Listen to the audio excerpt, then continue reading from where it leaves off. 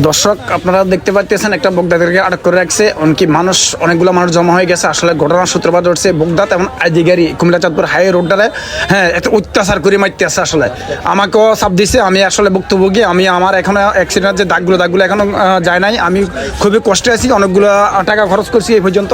আজকে আবার এই যে বগদাদ গাড়ি একটা মোটরসাইকেল এমনকি ভ্যান গাড়িকে চাপ দিয়া তাদেরকে ফালাই দিয়ে রাখছিল, কিন্তু এখন তাদেরকে আটক করা হয়েছে। যে কেন এই ধরনের বেপরোয়া গাড়ি চালানো হচ্ছে, আসলে কুমিল্লা চাঁদপুর হাই রোডের মধ্যে সবচেয়ে বেশি বেপরোয়া গাড়ি চালায় বগদাদ এবং আইডি গাড়ি, এটা একটা প্রমাণিত। মানে আমাকে দুইবার চাপ দিয়ে ফালাই দিছে, একবার আমার আইডি গাড়ি ফাটাই দিছে। আমার শরীরের মধ্যে এখনো কয়েকগুলো দাগ আছে। আজকে আবার এই বিজরাবাজারের মধ্যে এত বড় একটা দুর্ঘটনা ঘটে গেল। আপনারা দেখেন মানুষ কত চিল্লাচিল্লি করতে আছে। আসলে দোষগুলো সবচেয়ে আইডি এবং বগদাদ ফাটাফাটি করে গাড়ি চালায়, মানুষের ক্ষতি হচ্ছে প্রচুর পরিমাণে।